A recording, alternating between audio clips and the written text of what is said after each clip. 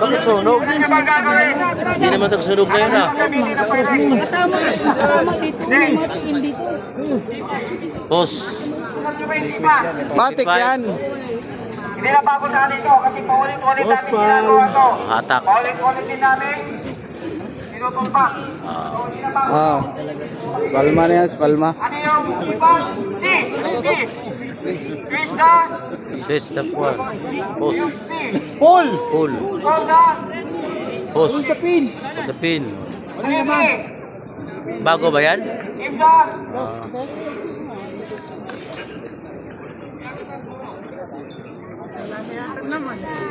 Walang laman. Klaro ah. Ano yung ipas? P! Krista P!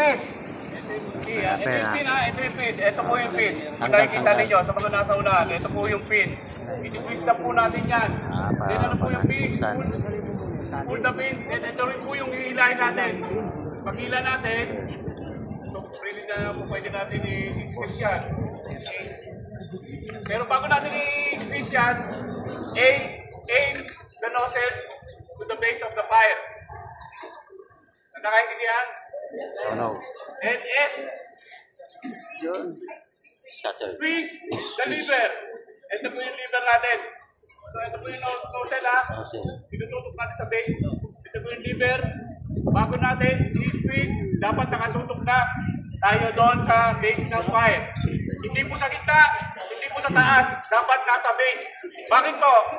Kasi pag sa gitna, hindi po natin mapapatay ng tuluyan yung apoy. So, ganun din.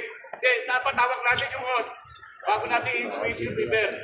Then, S, isa pang S, sweep, side by side. Hindi po taas baba. Side by side. Nakakaintindihan? Yes, sir. Nakakaintindihan? Yes, sir. Oh, sige.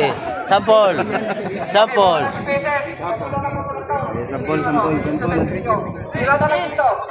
Sampol. Sample. Alma, walang malunggay dyan. Kung saan yung hangin, o kung saan salubin. Sasalubin ninyo ha, kung saan salubin. Yan. Amoy yan, amoy. Layo.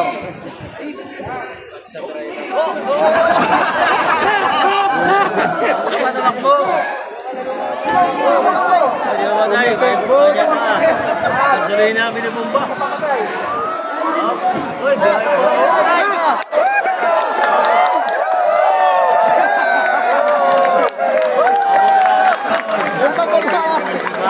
matik. Patay tayo, Palma. Rapis ko. Next.